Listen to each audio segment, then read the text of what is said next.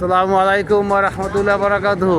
এই যে আমাদের শ্রদ্ধেয় দাদু ভাই, হ্যাঁ হ্যাঁ, এই যে হারুন ভাই, হ্যাঁ, উনি খুব মুরব্বী মানুষ, আমার দাদুর বয়সী লোক, হ্যাঁ, কিন্তু মনটা এখনো যুবক তার, বুঝছেন?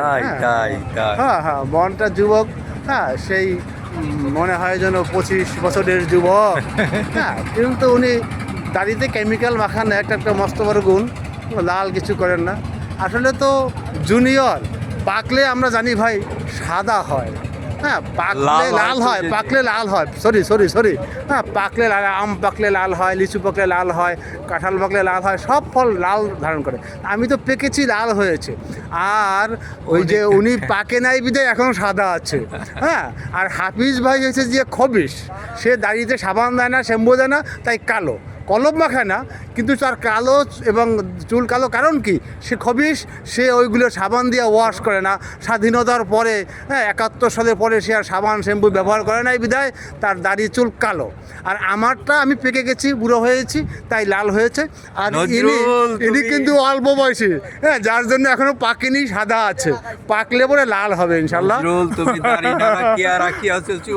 না না না, আমি তো দাড়ি রাখি আছি।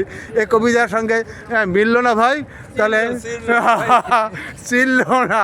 হ্যাঁ, আমি তো লজিক্যালি বলছি, দেখেন ফিলোসফি আছে কিনা, লজিক আছে কিনা, যে পাকলে লাল হয়, সমস্ত ফ্রুটস পাকলে লাল হয়, তা কেন ওনার দাড়ি যদি পাকে লাল কেন হবে না? লাল হয় না এই জন্যই যেহেতু দাড়ি পাকে নাই। আর কালো যাদের দাড়ি, ওরা সাবান শ্যাম্পু দেয় না বিধায় ময়লা জমে কালো আছে। তো ভালো থাকবেন, সুস্থ থাকবেন। আসসালামু আলাইকুম ওয়া রাহমাতুল্লাহি ওয়া বারাকাতুহু। বলেন, আরো কিছু বলেন। আরে ভাই, মজা পাইছি যে এন্টারটেনমেন্ট করছেন সকালবেলা দাড়ি নিয়ে। যুক্তিবাদী প্রিসপুরি, নজরুল ইসলাম প্রিসপুরি। হ্যাঁ, আমরা আবার এসেছি ভৈরব নদীর পাড়ে।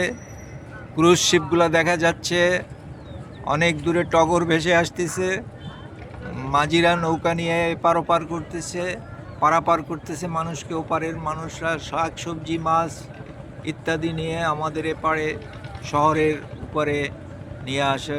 তারা অর্গ্যানিক ফুড আনার চেষ্টা করে, কিন্তু আসলে অর্গ্যানিক ফুড তো ওইভাবে পাওয়া যায় না। সার ছাড়া, কীটনাশক ছাড়া আজকাল সবজি হয়ই না বলতে গেলে।